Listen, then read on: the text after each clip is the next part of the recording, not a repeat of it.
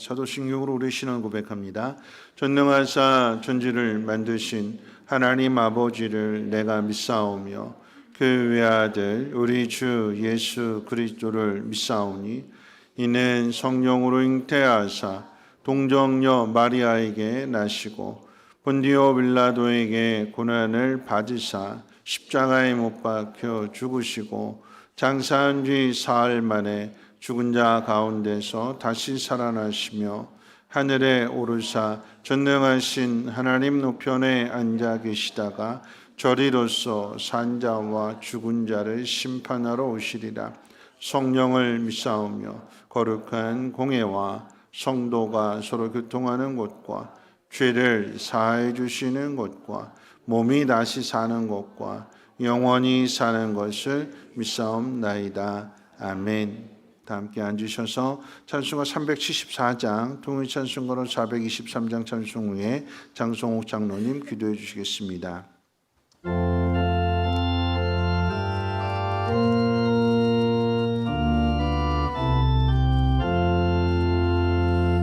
나의 믿음 약할 때 주가 붙드네. 마귀 나를 내일 때 주가 붙드네. 나를 붙드네. 나를 붙드네. 사랑하는 나의 주 나를 붙드네. 우리 구주 아니면 서지 못하네. 나의 사랑 식을 때 주가 붙드네. 나를 붙드네. 나를 붙드네. 사랑하는 나의 주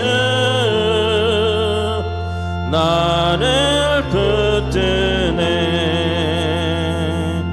나를 귀히 보시고 항상 붙드네.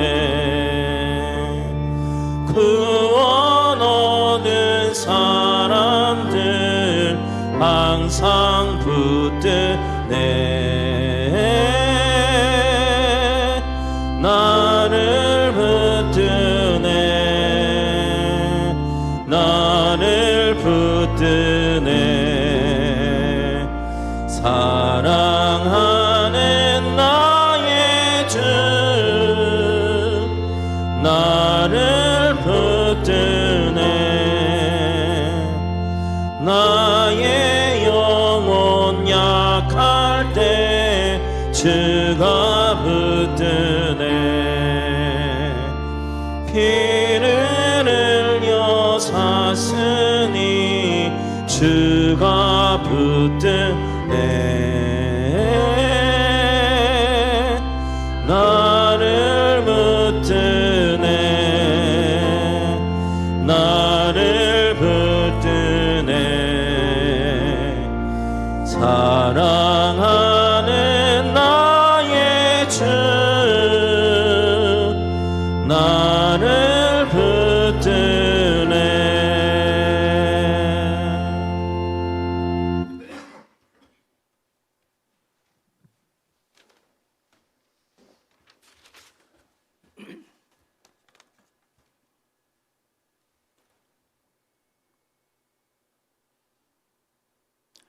좋으신 하나님, 영원한 생명이시며 소망 되신 하나님 아버지께서 내일 일을 너희가 알지 못한도다. 너희는 잠깐 보이다가 없어지는 푸른 꽃과 같고 없어지는 안개니라. 어떠한 것도 세상에서 영원할 수 없으며 오직 전능하신 하나님만이 소망을 주며 평안과 희망을 약속했기에 베푸시는 은혜 진심으로 찬양하며 경배를 드립니다. 이렇게 한량없고 증량할 수 없는 은혜를 받고 살아가면서도 죄로 얼룩진 세상의 삶 속에서 하나님의 이름을 높이고 존중히 여기며 살기보다는 아무리 채워도 부족한 세상 것 채우려고 욕심이 가득 찼고 이생의 자랑뿐이며 아무것도 간섭받지 않고 자기 중심으로 마음과 생각이 치우쳐지는 우리들의 마음을 하나님 마음을 아프게 했습니다.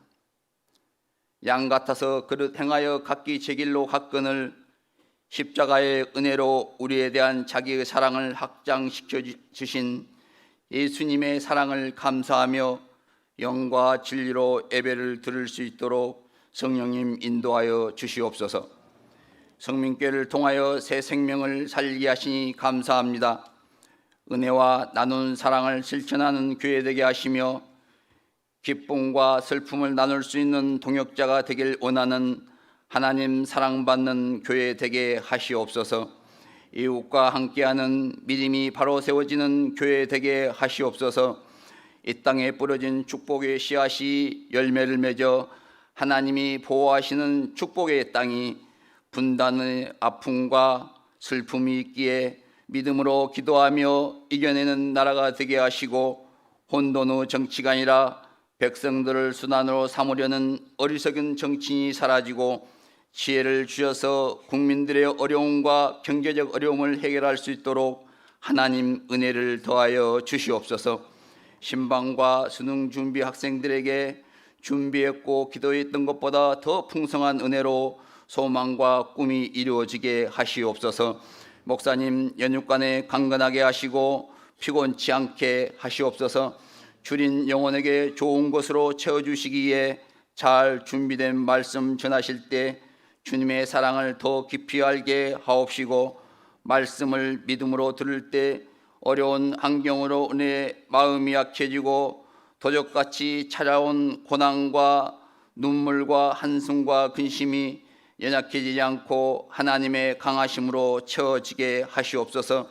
그래서 독수리 날개치며 올라간 같을 것이요 다른 박질하여도 곤비치 아니하겠고 걸어가도 피곤치 아니하게 하시옵소서.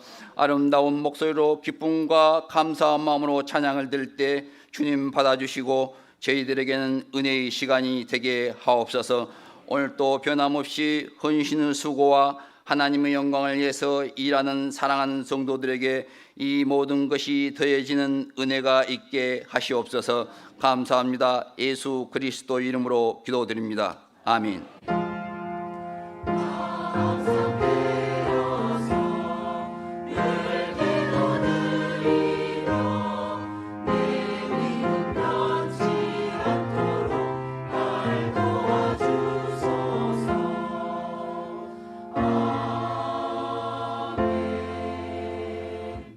교회 소식은 주보를 참고해 주시고요. 가을 대신방이 11월 11일까지 진행됩니다. 추가 신청 원하시는 분들 계신다면 1층 게시판에 접수해 주시고 또는 사무실 우리 교육자들에게 알려주시길 바라겠습니다. 돌아오는 토요일 11월 4일 충남전도에 가을 산행이 있습니다. 버스 출발이 오전 8시 강서구 맞은편에서 있다고 합니다. 우리 남자 성도님들 많이들 참여해 주시길 바라고 누구나 다 참여하실 수 있습니다. 아울러서 우리 장로님 기도하셨던 것처럼 대학 입시 준비하는 우리 수험생들을 위해서도 기도해 주실 때에 11월 16일이 수험 날짜입니다. 많은 관심들 가져주시고 격려해 주시고 함께 기도해 주시기를 바랍니다. 11월 감사의 달을 맞이하면서 11월 실제 주일 저녁 추수감사주일 저녁에 땡큐 페스티벌 축제를 하게 됩니다. 올 한 해 동안 베풀어 주시는 은혜와 그 사랑을 감사하면서 함께 나누는 것인데요. 남녀노소 관계없이 개인이든 또는 가족이든 목장이든 또 부서 기관이든 함께 참여해서 아름다운 잔치를 만들어 주시기를 부탁드립니다. 하나님 말씀 보도록 합니다. 하나님 말씀은 요한복음 21장 1절로 7절까지 보시겠습니다. 신약성경 요한복음 21장 1절로 7절까지의 말씀을 제가 봉독합니다.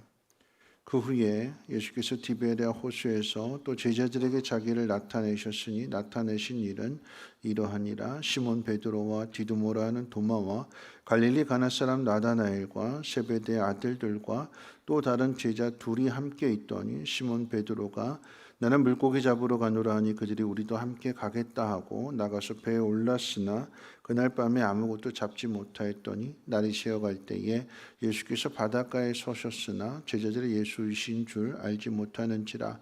예수께서 이르시되 얘들아 너희에게 고기가 있느냐 대답하되 없나이다. 이르시되 그물을 배 오른편에 던지라. 그리하면 잡으리라 하시니 이에 던졌더니 물고기가 많아 그물을 들 수 없더라. 예수께서 사랑하시는 그 제자가 베드로에게 이르되 주님이시라 하니 시몬 베드로가 벗고 있다가 주님이라 하는 말을 듣고 겉옷을 두른 후에 바다로 뛰어내리더라. 아멘. 임마누엘 찬양대 찬양 읽겠습니다.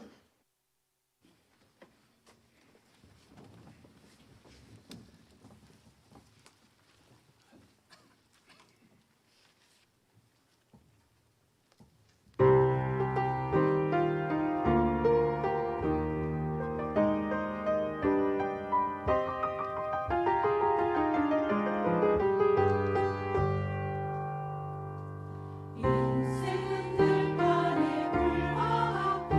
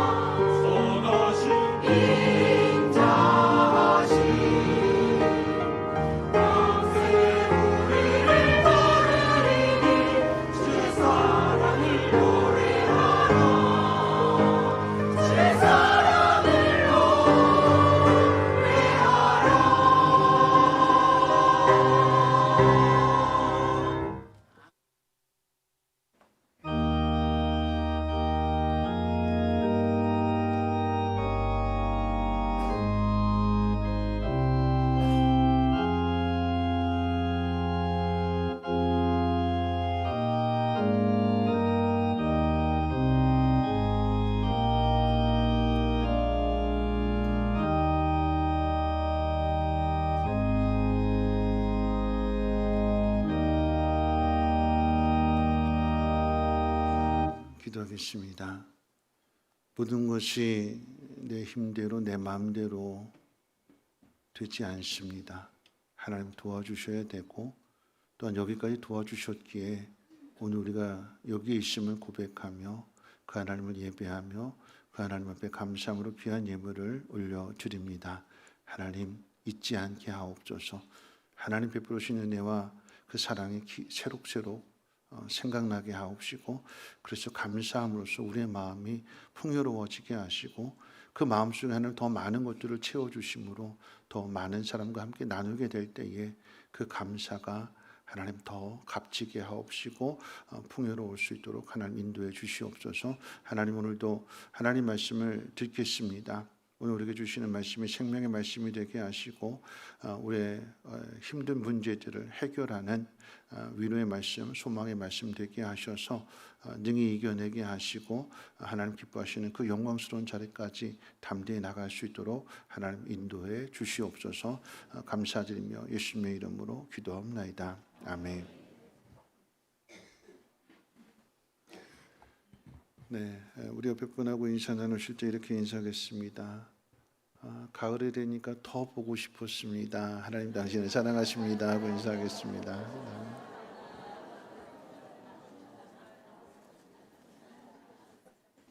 네, 가을이니까 그렇죠? 가을이니까 더 생각나고 더 보고 싶죠. 가을이 깊어지면 깊어질수록 날씨도 더 쌀쌀해지고 추워지게 됩니다. 그래서 한 번 더 인사하실 때 이렇게 인사하겠습니다. 몸과 마음을 따뜻하게 건강하게 잘 삽시다 하고 인사하겠습니다. 몸과 마음 따뜻하게 건강하게 잘 삽시다. 네, 몸과 마음을 따뜻하게 잘 살아야 되는데 저는 지난 한 주간 동안에 몸에 탈이 나서 고생을 좀 했습니다. 주일날 저녁 예배 마치고 그리고 나서 이제 잠자리에 들었는데 늦은 시간에 잠자리에 들었는데 자다가 몇 번씩 깼어요. 배가 아파서 복통 가운데 깼고 앉았다가 또 누웠다가 그러면서 깊은 잠을 자지 못했습니다. 아침에 속이 안 좋은 것 같아서 그래서 아침도 안 먹고 점심도 안 먹고 그러다가 이제 오후에 병원에 갔습니다. 의사가 어디가 아파서 왔느냐고 묻길래 배가 아파서 왔다고 그랬더니 그러면 이제 침대에 누워보라고 하고는 여기저기를 이제 눌러보는 거예요. 그리고는 이야기합니다. 탈이 난 것 같네요. 저는 이제 병원에 가기 전에 이제 그런 얘기를 들었어요. 저보다 이제 앞서 단기 선교를 갔다 온 우리 교회 한 청년이 갔다 와서 이제 물갈이를 해가지고 배도 아프고 막 이렇게 그랬다는 얘기를 들어서 나도 이제 물갈이를 하나 보다, 물갈이 때문에 배에 탈이 났나 보다 해가지고 제가 지난 한 주간 동안 인도네시아를 다녀왔는데 혹시 물을 바꿔 먹어서 그래서 탈이 난 건가요? 하고 물었더니 의사가 하는 말이 아니요, 음식을 잘못 드셔서 그래요 그러더라고요. 주일날 뭐 특별하게 먹은 것도 없는데 주일날 점심 교회에서 먹었고 또 저녁은 뭐 이제 먹지 않고 이제 가서 이제 예배 끝나고 잠깐 먹은 것밖에는 없는데 뭔 탈이 났을까 하는 그런 생각을 하게 되는데 어쨌거나 탈이 났다고 하니까 그리고 약을 처방해 주니까 받아가지고 왔습니다. 단기 선교를 다녀온 우리 교회 청년도 병원에 갔더니 물갈이가 아니라 독감이라서 그 독감에 맞는 감기약을 처방해 줬다고 합니다. 그러니까 정확하게 진단을 하고 처방을 내려야 문제를 해결할 수 있습니다. 내가 알지 못하는 일, 내가 해결하지 못한 일에 대하여 그 분야 전문가의 도움을 받으면 모르는 것을 알게 되고 문제를 잘 해결할 수 있습니다. 그런데 전문가라고 해서 인생의 모든 것을 다 아는 것은 아닙니다. 바다의 실전 전문가라고 할 수 있는 선장이나 항해사도 때로는 항로를 잃어버릴 때가 있습니다. 칠흑같이 어두운 밤에 풍랑에 휩싸이게 된다면 방향을 잡기가 어렵습니다. 몰아치는 파도와 그 바람에 의해서 배 안에 있는 기계가 고장이라도 날라치면 작동하지 않게 되는 것이고, 그러면 배는 표류하게 됩니다. 그럴 때 나 여기 있다, 이리로 오면 된다고 알려주는 것이 등대입니다. 배는 그 등대에서 비추는 불빛을 보고 항구로 향하게 됩니다. 등대는 움직이지 않습니다. 배가 들어와 쉬어야 할 항구 옆에 항상 그 자리에 눈이 오나 비가 오나 변함없이 세워져 있습니다. 오늘은 베드로의 인생을 돌아보는 가을 여행 네 번째 시간으로 보호하심에 대하여 함께 생각해 보려고 합니다. 베드로는 예수님의 말씀을 따라 배 오른편으로 그물을 던졌더니 그물을 들어 올릴 수 없을 정도로 많은 물고기를 잡았다고 했습니다. 그렇게 많은 물고기를 들어 올릴 수 있었던 것은 그물이 찢어지지 않았다라고 하는 의미이고, 물고기가 새나가지 않았다라고 하는 의미입니다. 말씀에 순종하여 얻은 결과물을 지켜주시고 보호해 주신다는 뜻일 것입니다. 10월의 마지막 주일인 오늘 우리는 무엇에 감사를 해야 할까요? 무엇에 감사를 해야 하는가 하면 실패한 인생의 낭패를 막아주시고 다시 일으켜 세워주시며 삶의 위험 요소로부터 보호해 주시고 지켜주시는 은혜에 대한 감사입니다. 오늘 저와 여러분들이 여기까지 인도해 주시고 앞으로도 인도해 주시고 지켜주시고 보호하시는 그 하나님으로 인하여 늘 감사하며 살아가시기를 주님의 이름으로 축원을 드립니다. 오늘 이 말씀을 통해서 함께 세 가지를 생각해 볼 텐데요. 첫 번째 생각할 것은요, 순종은 보지 못하는 것을 보게 합니다. 베드로는 예수님을 따르는 제자가 되기 전 어부였습니다. 그런 그가 다시 배를 탔습니다. 비록 예수님을 따라다니는 동안 배를 타지 않았던 3년이라고 하는 공백기가 있었지만, 즉 현장에 나가지 못했던 3년이라고 하는 공백기가 있기는 했지만 바다에 대한 지식과 그물을 던지는 기술과 힘은 여전했기에 충분히 고기를 잡을 것이라고 생각했습니다. 더욱이 그 배에는 베드로를 도와줄 6명의 사람이 함께 탔고, 이 6명의 사람들 중에는 세베대의 두 아들 야고보와 요한도 함께 있었다고 그랬습니다. 이 야고보와 요한은 누가복음 5장 가운데 처음에 예수님께서 이런 똑같은 상황 속에서 제자들을 부르실 때, 베드로를 부르실 때에 함께 고기를 잡고 있던 어부들이기도 했습니다. 고향 바다에서 전에 하던 대로, 그리고 어부인 야고보와 요한, 이 베드로 세 명이 그 배에 있었고, 그들이 그물을 던졌을 때 고기를 잡게 되면 함께 도와줄 또 다른 제자 4명이 그 배에 함께 타고 있었습니다. 그런데 밤새도록 그물을 던졌지만 물고기를 한 마리도 보지 못했습니다. 전문가들이 많이 있다고 해서, 도와주는 사람들이 많이 있다고 해서 문제가 풀리는 것은 아니다라고 하는 것입니다. 배의 어부 3명과 어부를 도와줄 일꾼 4명, 그래서 총 7명이 배에 있었음에도 불구하고 풀지 못했던 그 문제를 예수님이 풀어주시고 해결해 주시는데, 오늘 6절 말씀 같이 한번 읽어볼까요? 6절 말씀을 함께 읽겠습니다. 시작. 이르시되 그물을 배 오른편에 던지라, 그리하면 잡으리라 하시니 이에 던졌더니 물고기가 많아 그물을 들 수 없더라. 여러분이 읽은 말씀 중에 주목해야 될 말씀은 그물을 배 오른편에 던져라, 그리하면 잡으리라 라고 하는 말씀입니다. 한글 성경에는 이렇게 표현되어져 있지만 그물을 배 오른편에 던져라, 그리하면 잡으리라고 하는 이 말씀이 영어 성경에는 달리 표현되어 있습니다. 어떻게 표현되어져 있다면 여러분 자막 보시고 제가 읽어드릴게요. Throw your net on the right side of the boat and you will find some 이렇게 되어 있어요.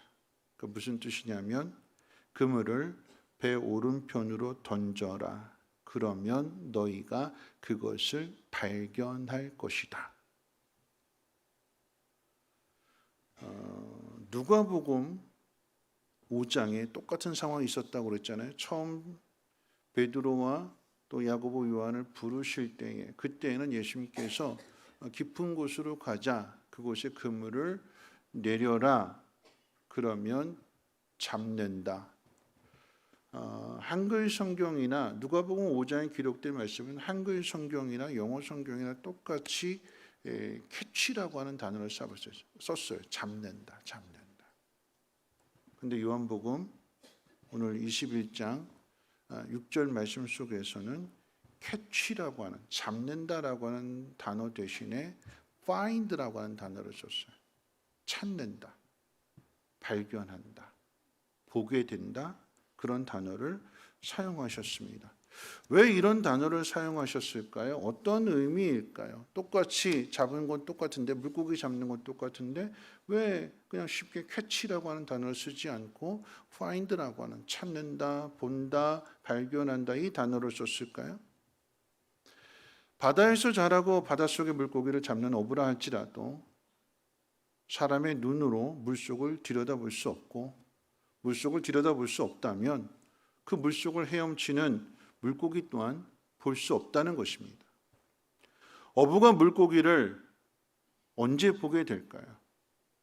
던진 그물에 물고기가 잡혀야 그 그물을 들어 올리게 될 때에 잡힌 그 물고기가 갑판 위로 배 위로 올려지게 될 때 비로소 물속에 있던 이 물속에는 이런 물고기들이 사는구나 이런 종류의 물고기들이 있구나 하는 것들을 확인하게 되고 보게 되는 거죠. 사람은 물속을 다 들여다보고 고기를 잡는 것이 아니라 물론 지금은 이제 어종 탐지기가 있어서 레이더를 통해서 그것을 확인할 수도 있겠지만 여러분 이 당시에는 눈으로 확인하는 게 아니잖아요. 눈으로는 볼 수가 없어요. 사람의 눈으로. 여러분 그런데 예수님은 발견하셨습니다. 누가복음 5장에 깊은 곳에 물고기가 있다는 것도 알고 계셨고 오늘 본문에 배 오른편에 물고기가 있다라고 하는 것도 알고 계셨습니다. 물고기뿐만 아니라 밤새도록 그물을 던졌으나 물고기를 잡지 못한 물 위에 제자들의 상황도 알고 계셨고 그들이 날이 새어서 육지로 향하게 되는 그 시간 바다에도 길이 있다고 하는데 그 물길 그리고 그 물속도 알고 계셨습니다. 그래서 그때 바로 그때 그 시간에 그 장소에 그 자리에 나타나신 것이고 말씀을 통해서 가르쳐 주시는 것입니다. 그분은 죽음의 권세를 깨뜨리시고 부활하신 예수님이십니다. 예수님은 십자가의 죽음을 알고 계셨습니다. 가룟 유다가 예수님을 배반할 것도 알고 계셨고 내가 나를 팔 것이라고 가룟 유다에게 가르쳐 주시기도 하셨습니다. 가룟 유다만이 아니라 베드로도 예수님을 3번이나 부인할 것을 알고 계셨고 아주 구체적으로 닭이 2번 울기 전에 네가 나를 3번 부인할 것이라고 가르쳐 주셨습니다. 그리고 모든 제자들에게도 예수님이 십자가에서 죽임을 당한 뒤에 3일 만에 다시 살아날 것도 가르쳐 주셨습니다. 그런데 그 말씀을 듣지 않았고 그 가르침을 따르지 않았기 때문에 실패자가 되는 것입니다. 이 말씀을 믿었더라고 한다면 그래서 3일 만에 다시 살아나신다고 말씀해 주셨으니까 이 말씀을 받아들이고 이 말씀을 믿고 그래서 장사된 그곳에서 그 무덤 문 앞을 이 제자들이 지키고 있었더라고 한다면 무덤 문이 열리는 것이고 그 무덤에서 나오는 예수님을 볼 수 있었을 텐데 어떻게 죽은 사람이 다시 살아날 수 있을까? 그리고 하나님의 아들이라고 하면서 어떻게 사람의 손에 의해서 죽임을 당할 수 있을까? 에이, 믿지 못하겠다. 에이, 그런 일은 없을 거야. 안 믿으니까 보지 못하는 것이고, 안 믿으니까 발견할 수 없게 되는 거죠. 여러분, 아무리 뛰어난 지식을 가지고 있어도 앞에 일어날 일을 사람이 알지 못합니다. 기상 예보의 전문가이고 슈퍼컴퓨터가 분석을 하고 예측한다 할지라도 날씨는 수시로 바뀝니다. 비 온다고 그랬는데 비가 안 와요. 비 안 온다고 그랬는데 비 와요. 태풍이 한반도를 강타한다고 그랬는데 비켜나가요.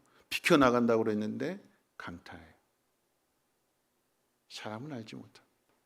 전문가라고 해서 다 아는 것 아닙니다. 여러분, 의사도 그렇잖아요. 의사도. 여러분, 아무리 뛰어난 의사라 할지라도 자신이 집도하는 그 수술을 100% 장담 못합니다. 이 약을 쓰면 효과가 있지만, 치료받지만, 근데 뭐라고 이야기하는가? 부작용이 있을 수도 있습니다. 내가 수술해 줄게요. 내가 고쳐줄게요. 내가 낫게 해줄게요. 수술하는 의사라 할지라도 100% 장담 못해요. 100% 장담. 여러분, 100% 장담한다면 서명은 누가 해야 될까요? 수술 동의서는 누가 써야 될까요? 의사가 써야 돼요. 의사가. 뭐라고요? 내가 이 사람 고쳐주겠습니다. 100% 책임지겠습니다. 책임진다면 그렇게 하잖아요. 근데 의사는 그렇게 안 하잖아요. 뭐라고요? 누구한테 서면 받아요? 네. 치료받을 수 있어요. 수술 잘 될 거예요. 고쳐질 거예요. 그런데 혹 만에 하나 잘못될 수도 있어요. 그러면 내 책임 아닙니다. 서명하시면 수술하겠습니다. 그러잖아요. 그렇죠?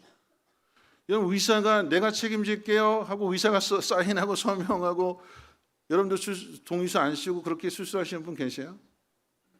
없잖아요. 보호자가 다 사인하잖아요. 뭐라고 사인해요? 혹시라도 잘못되면 의사에게 책임을 묻지 않겠습니다. 장담 못하는 거예요. 전문가인데도 다 알지 못하는 것입니다. 여러분, 사람은 완전하지 않지만 우리를 지으신 하나님은 완전하십니다.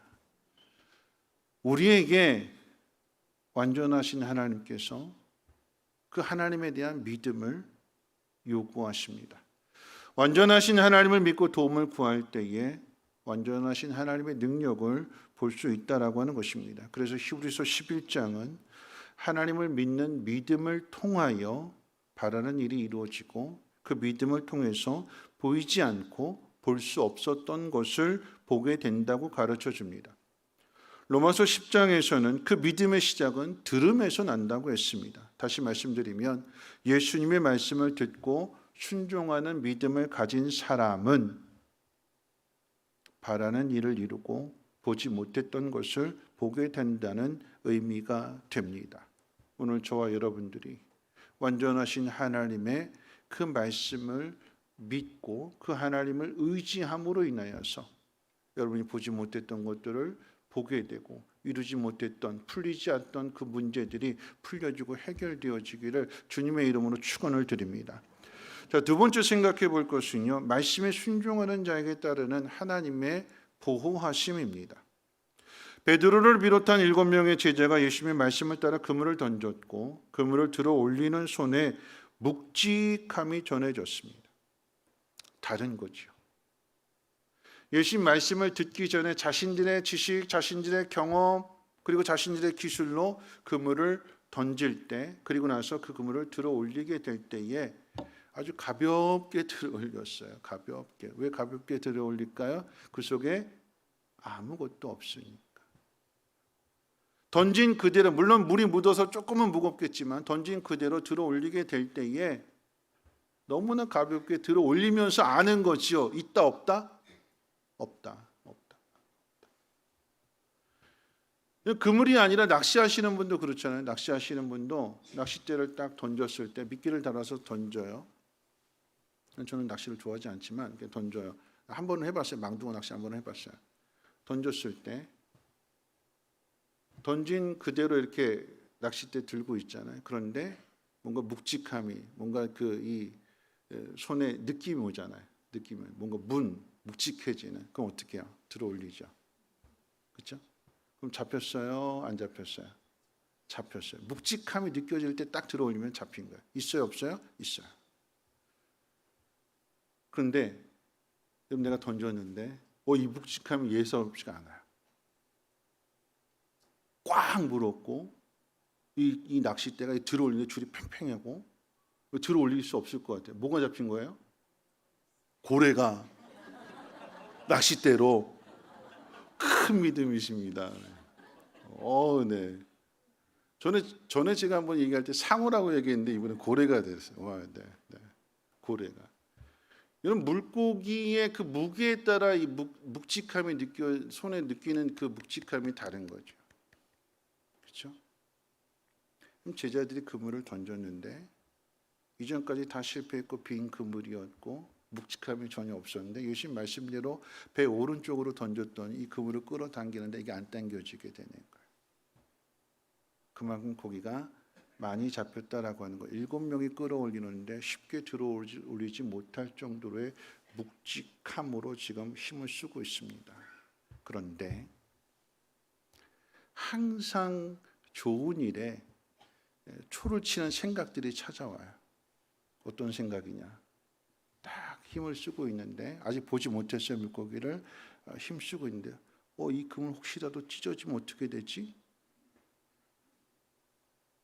이 그물을 이 물고기 힘이 워낙 세서 마치 낚싯대 놓치는 것처럼 놓치면 어떻게 되지? 그물을 낚싯대를 팽팽하게 끌어당기고 있는데 이 낚싯줄이 똑 하고 끊어지면 어떻게 되지? 당기면서도 그런 생각이 들어요, 안 들어요? 안 들어요? 이게 잘 되고 있는데 이거 안 되면 어떻게 하지 하는 부정적인 생각이 들어요, 안 들어요? 들어요. 꼭 항상 잘 되고 있는데 그런데 항상 꼭 이런 부정적인 말들을 툭툭 던지는 분들이 꼭 있어요. 꼭. 왜 그럴까요? 왜 부정적인 말들을 할까요?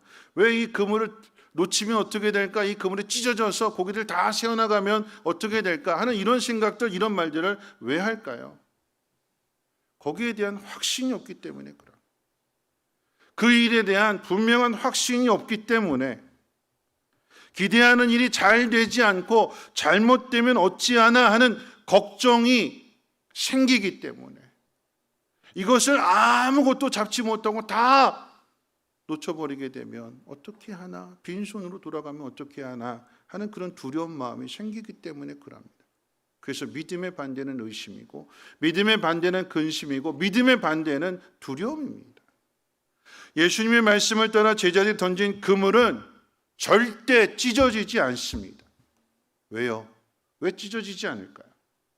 그물을 만든 그 재질이, 그 밧줄이 워낙 튼튼하고 아주 초합금으로 만들어져서 그래서 안 찢어질까요?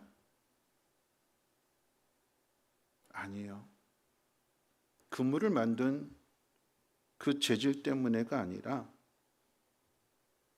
예수님께서 배 오른쪽으로 그물을 던지라고 했을 때에 그 물고기를 보시는 주님, 그리고 그 그물 가운데 그 물고기를 담아주시는 분이 주님이시니까. 몇 마리 담아주셨대요? 153마리. 왜 153마리일까요? 더 담아주시면 그물이 찢어지니까. 더 담아주시면 그물의 힘이 감당할 수 없으니까.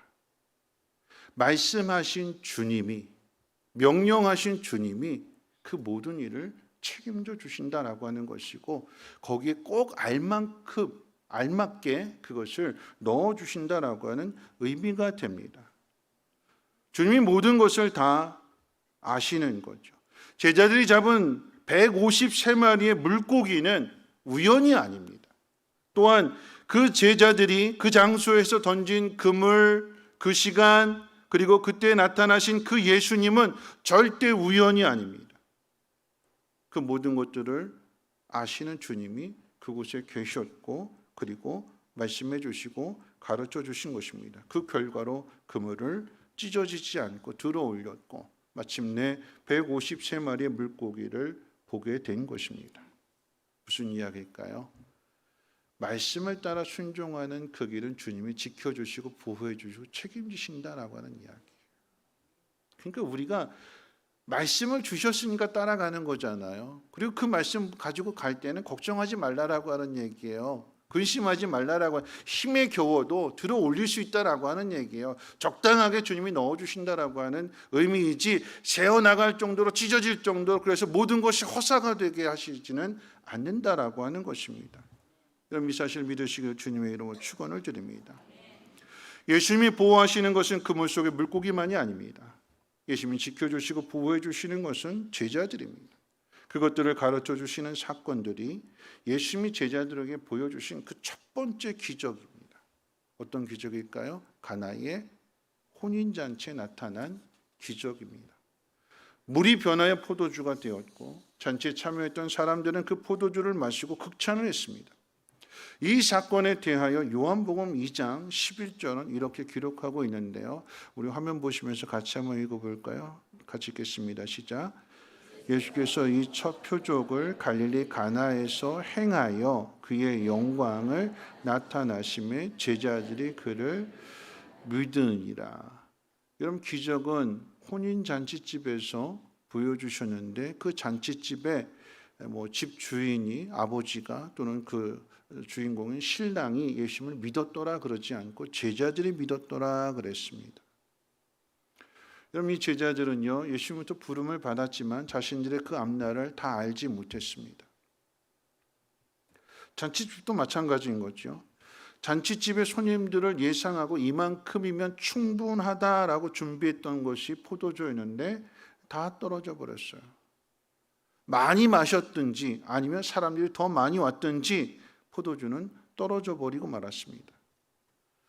사람의 예측은 믿을 수 없고 사람의 계산은 펑크가 난다는 것입니다. 그런데 그곳에 주님이 계시면, 그곳에 예수님이 계시면 채워집니다. 예수님의 말씀을 따르면 하나님의 영광이 나타납니다. 그걸 제자들에게 보여주심으로 인해서 믿게 해주셨다라고 하는 것은 너희들이 가는 길을 알지 못하지만 너희들은 확신이 서지 않지만 그러나 내가 너희들과 함께 있을 것이고 나를 따라오는 길이기 때문에 부족하면 부족한 대로 채워주시고 공급해 주실 것이고 약하면 도와주신다라고 하는 거죠. 그걸 믿으라라고 하면서 첫 번째 표적으로 가나의 혼인잔치의 표적을 보여주신 것입니다. 예수님을 따르는 길이 넓은 길은 아닙니다. 평탄한 길도 아닙니다. 거칠고 험한 길입니다. 가는 곳곳에 여러 웅덩이가 있고 여러 돌뿌리 같은 장애물들이 곳곳에 있습니다. 그런데 우리가 감당할 수 있는 것만 주신다고 그랬어요. 그 그물 안에 153마리의 물고기 찢어지지 않도록 지켜주시고 보호해 주신 것처럼 우리가 걸어가는 그 길에 시험을 당하고 유혹을 당하고 환난을 당할지라도 감당할 수 있을 만큼만 허락해 주시고 만약에 감당하지 못할 때에는 피할 길도 주신다고 하셨습니다. 그러니까 어떻게 해요? 두려워하지 말라라고 하는 거죠. 믿으라라고 하는 것입니다. 오늘 예배 드리기 전에 찬양 가운데 처음 부르는 곡 가운데 인내한다라고 하는 거. 왜 인내할까요? 그 뒤에 결과가 있기 때문에. 지금이 전부다가 아니라 이 상황을 바꿀 수 있는 그 무엇인가가 있기 때문에 버티고 견디는 게 인내 아니겠습니까? 주님이 그 길을 책임져 주신다고 그랬어요. 말씀하신 분이 책임지시는 것입니다. 약속하신 분이 책임져 주시는 것입니다. 여러분 이 베드로와 이 6명의 제자들이 함께 밤새도록 그물을 던졌지만 빈손이었고 빈 배였습니다. 왜 그 시간에 이렇게 헛수고하도록 그냥 내버려 두시는가? 또는 여러분, 이런 모습 통해서 우리가 이런 생각들을 하잖아요. 다른 사람도 보게 되면 다 저 집은 고기도 잘 잡고 아무런 문제도 없고 편안하게 잘 사는데 왜 이렇게 나만 힘들고 나만 고통스럽고 왜 내 삶이 이렇게 퍽퍽한가? 왜 하나님 나만 미워하십니까? 왜 하나님 나를 이렇게 힘들게 하십니까? 이렇게 우리는 하나님 앞에 하소연하고 원망하고 그러잖아요. 여러분, 그런데 만약에 모든 것이 다 원만하고 모든 것이 다 잘 준비되어져 있고 그러면 하나님 찾을까요? 하나님 앞에 나올까요? 여러분, 돈이 많으면 여러분들 교회 나오시겠습니까? 해외여행 가지? 모든 것이 다 갖춰져 있다면 하나님 찾을까요? 안 찾지? 멀어지지? 근데 언제 찾아요? 힘드니까, 어려우니까, 내 힘으로 할 수 없으니까. 그래서 하나님 앞에 나오게 되는 것이고 하나님을 찾게 되는 것이고, 그럴 때에 약한 자와 함께 하시고 약한 자를 도와주시는 하나님을 보게 되는 것이고 발견하게 되는 것이고 그 하나님의 능력을 경험하게 되고 깨닫게 되는 거죠. 그러므로 어떻게 해요? 세상에 두려워지지 않는 것입니다. 하나님을 알아가면 알아갈수록, 나와 함께 하시는 그 주님을 발견하면 발견할수록 세상에 대해서 담대해지게 되는 것이고 세상을 뛰어넘게 되는 것이고 물속에 가라앉는 것이 아니라 물 위에 서게 되는 거죠. 여러분, 그것이 순종하는 자에게 주시는 하나님의 은혜고 하나님의 복입니다. 배 오른편으로 그물을 던져라. 그래서 순종했더니 그물이 찢어지지 않고 153마리의 물고기를 볼 수 있었던 것처럼 여러분이 걸어가는 하나님 말씀 가운데 순종하며 걸어가는 그 길 가운데 하나님 지키시고 보호해 주시는 그 놀라운 은혜를 볼 수 있는 복이 임하기를 주님의 이름으로 축원을 드립니다. 자, 마지막 세 번째인데요. 하나님은 이 모든 것들을 하나님의 언약 안에서, 약속 안에서 보호해 주신다라고 하는 것입니다. 자, 이것을 경험했던 다윗은 시편 23편을 통해서 이렇게 고백하죠. 우리가 잘 아는 말씀인데 우리 화면 보시고 시편 23편 말씀 1절부터 6절까지를 한번 읽어보도록 하겠습니다. 같이 읽습니다. 시작. 여호와는 나의 목자시니 내게 부족함이 없으리로다. 그가 나를 푸른 풀밭에 누이시며 쉴 만한 물가로 인도하시는 도다. 내 영혼을 소생시키시고 자기 이름을 위하여 의의 길로 인도하시는 도다. 내가 사망의 음침한 골짜기로 다닐지라도 해를 두려워하지 않을 것은 주께서 나와 함께 하심이라. 주의 지팡이와 막대기가 나를 안위하시나이다. 주께서 내 원수의 목전에서 상을 차려주시고 기름을 내 머리에 부어주셨으니 내 잔이 넘치나이다. 내 평생의 선하심과 인자하심이 반드시 나를 따르리니 내가 여호와의 집에 영원히 살리로다. 하나님께서 여러분들을 푸른 풀밭과 쉴만한 물가로 인도해 주시기를 축복합니다. 여러분의 인생을 소생시키시고 의의 길로 인도하시기를 축복합니다. 하나님이 여러분을 사망의 음침한 골짜기에서 안전하게 건져주시며 보호해 주시기를 축복합니다. 그런데 이 일은 아무에게나 이루어지는 일이 아닙니다. 하나님이 나의 목자 되심을 고백하며 따르는 양들에게 주어지는 은혜입니다. 부활하신 예수님께서 아무에게나 나타나지 않으셨습니다. 예수님의 제자들에게 나타나셨습니다. 비록 그들이 예수님을 따르는데 실패했을지라도 그들을 부르시고 제자로 삼으신 분이 예수님이시며 내가 너희를 사람을 낚는 어부가 되게 하겠다고 약속하신 분이 예수님이시기 때문에 그 약속을 이루시기 위해서, 지켜주시기 위해서 실패한 제자들에게 다시 찾아오신 것입니다. 예수님은 베드로를 처음 보셨을 때도 약속을 하셨습니다. 내 육신의 아버지가 지어준 이름은 시몬이지만 그러나 너는 장차 게바라, 베드로라고 부르게 될 것이다. 그 뜻은 반석이라고 하는 뜻이죠. 너는 장차 반석이 될 거야. 너는 장차 반석 같은 믿음을 갖는 사람이 될 거야. 너는 반석 같은 일을 행하게 될 거야. 처음 보는 그 순간에 이 약속을 주셨어요. 그리고 그 약속하신 것을 이루시기 위해서 이 실패한 베드로에게 찾아오신 거예요. 말씀해 주시는 거예요. 가르쳐 주시는 거예요. 다시 일으켜 세워 주시는 것입니다. 여러분, 이것은 아주 중요한 문제입니다. 아무에게나가 아니라, 여러분이 아무에게나 사랑할까요? 아니잖아요. 내 자식에게 보다 더 특별하게, 내 가족에게 보다 더 특별하게. 여러분이 베드로에게, 그리고 제자들에게 주님이 찾아오신 것은 주님이 부르셨기 때문에, 제자 삼으셨기 때문에, 그리고 그들을 증인으로 세우시기 위한 하나님의 계획 안에서 그 약속을 이루시기 위해서 찾아오신 것이고, 또 다시 일으켜 세워주시는 것이고, 회복시켜 주시는 것이고, 다시 보내시는 것입니다. 여러분, 제자들이 스스로 예수님의 제자가 되겠다고 나서지 않았습니다. 모든 것을 아시는 주님이 그들을 부르셨습니다. 우리의 구원도 마찬가지입니다. 우리가 구원해달라고 요청하지 않았습니다. 어떤 일들을 계기로 하여서 하나님이 하나님의 사람들을 통해서 우리를 교회로 부르시고, 말씀을 통해서 듣게 하시고 깨닫게 하시고, 그런 말씀대로 한번 살아봐야겠다 결단하게 하시고, 그럴 때에 하나님의 은혜를, 하나님의 능력을 보게 해주시는 거죠. 그것이 하나님의 지키심이고 보호하십니다. 우리는 하나님의 이 계획 안에 우리가 있고요, 하나님 우리를 그리스도 안에서 우리를 자녀 삼아 주셨습니다.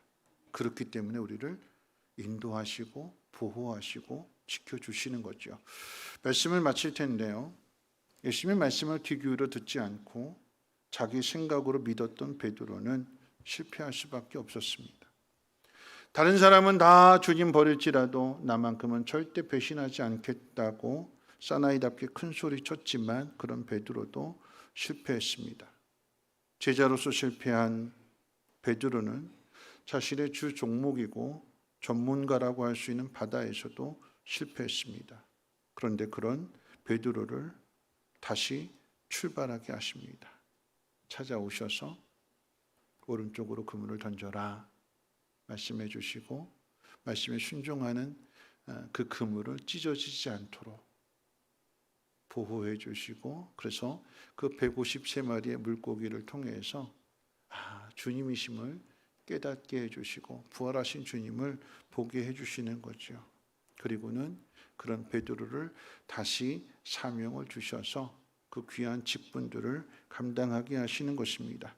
그 주님이 저와 여러분들을 인도해 주십니다. 하나님의 인도하심 속에는 택한 백성을 끝까지 지키시고 보호하시는 은혜와 사랑이 담겨져 있습니다. 오늘 우리가 불렀던 그 찬송의 가사 가운데 4절 내용이 그렇잖아요. 내 영혼이 약할 때에 주가 나를 붙드네. 주님이 나를 붙들어 주신데, 왜요? 피로 값을 주고 나를 사셨기 때문에. 여러분이 여러분의 자녀들을 물을 다 쏟아내고 피를 다 쏟아내서 낳았기 때문에 그 자녀를 계속해서 붙들어주고 지켜주고 보호해주는 것처럼 하나님 우리의 아버지가 되시기에 그의 자녀인 저와 여러분들을 지키시고 붙들어 주십니다. 하나님 여러분들을 사랑하십니다. 하나님은 당신을 사랑하십니다. 그러니까 힘내시고 감사하며 살아가시기를 주의 이름으로 축원을 드립니다. 우리 함께 일어나셔서 감사히 함께 찬양하고 기도하고 축도로 마치겠습니다.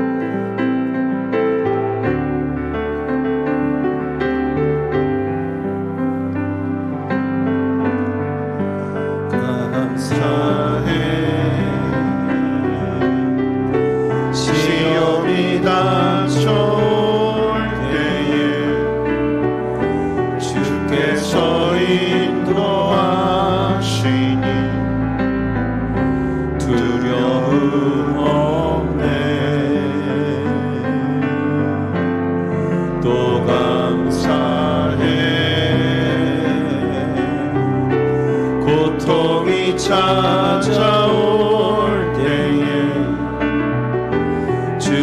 속에서 지켜주시니 승리하리라. 나의 모든 생활 속에서 주님이 함께 하시니 주님의 성령 나를 인도하시리. 시험이 나를 찾아올 때 주님 지켜주시니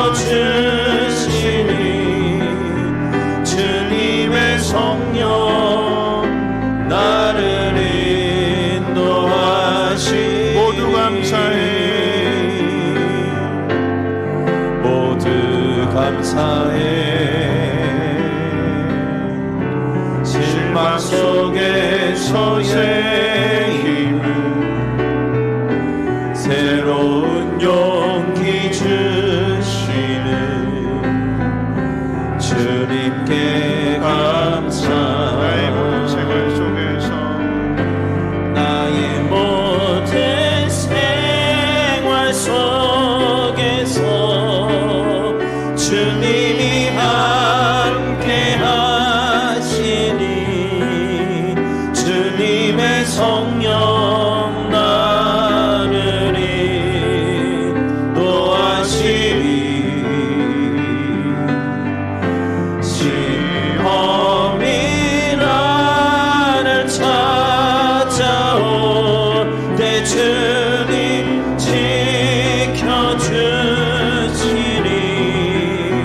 주님의 성령 나를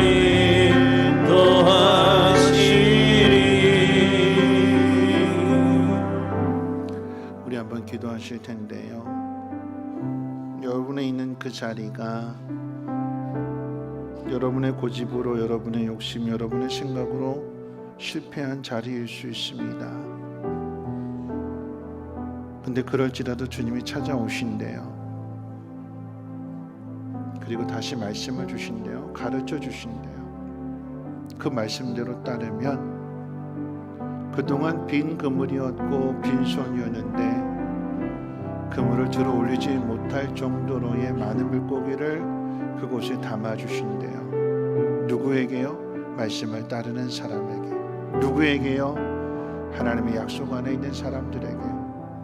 하나님께서는 저와 여러분들을 그리스도의 피로 값주고 사셨고 하나님의 자녀로 오늘 이 자리에 불러주셨습니다. 아, 나는 하나님의 자녀입니다.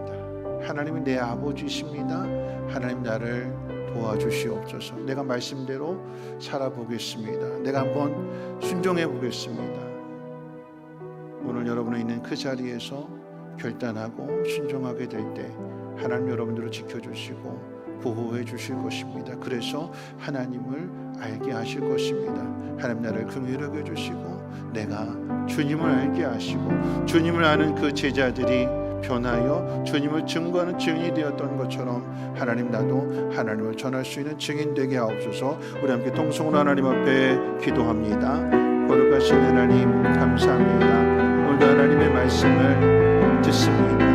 오늘 나에게 주시는 말씀으로 듣게 하시고 하나님 실패했다고 낙심할 것이 아니라 근심하고 염려하고 두려워하는 것이 아니라 말씀 가운데 내가 순종하고 있다면 담대하게 하시고 감당할 수 있는 시험만 허락하신다고 하셨고 감당치 못할 때는 피할 때 허락해 주신다고 하셨사오니 약속하신 말씀이 이루어지게 해주시고 우리가 순종하는 그 그물에 하나님 150마리의 물고기를 담아주셨던 것처럼 하나님 필요한 모든 것들을 공급해 주시고 채워 주시옵소서.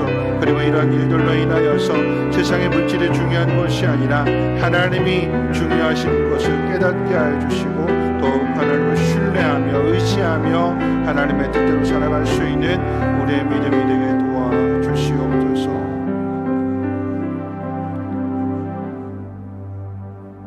거룩하신 하나님, 우리가 하나님의 뜻을 저버리고 우리의 욕심대로 하나님에게서 멀어질 때에, 그래서 실패하게 되고 그래서 실망하고 절망하게 될 때에 주님은 찾아오셔서 너 왜 그랬어? 묻지 않으십니다. 책망하지 않으십니다. 우리가 어떻게 해야 될 것을 가르쳐 주십니다. 그리고 더 귀한 길로 인도해 주십니다. 주님, 우리를 찾아와 주시고 어루만져 주시고 다시 말씀해 주실 때에 그 말씀을 따름으로 우리가 하나님의 자녀인 것을 증거하게 하시고 순종하는 그 길에 풀리지 않았던 문제 풀어지게 하옵시고 우리의 연약함이 채워지는 것을 경험하게 도와주시옵소서. 나만 하나님 아는 것이 아니라 내가 아는 그 하나님을 증거할 수 있도록 가정을 구원시키게 하여 주시고 하나님의 나라 이루어갈 수 있는 증인으로 삼아 주시옵소서. 이제는 우리 주 예수 그리스도의 무한하신 은혜와 하나님의 그 크신 사랑하심과 성령님의 감화감동 충만 보호 역사하심이 오늘 말씀을 듣고 이제 다시 한번 하나님 말씀대로 살아보기로 다짐하고 결단하는 사랑하는 주의 백성들 머리머리 위에와 가정과 하는 모든 일과 특별히 자녀들 위해 성민교회와 쉼터와 유치원과 이 나라의 민족과 북한 땅 전 세계 위에 이제로부터 영원토록 항상 함께 있을지어다. 아멘.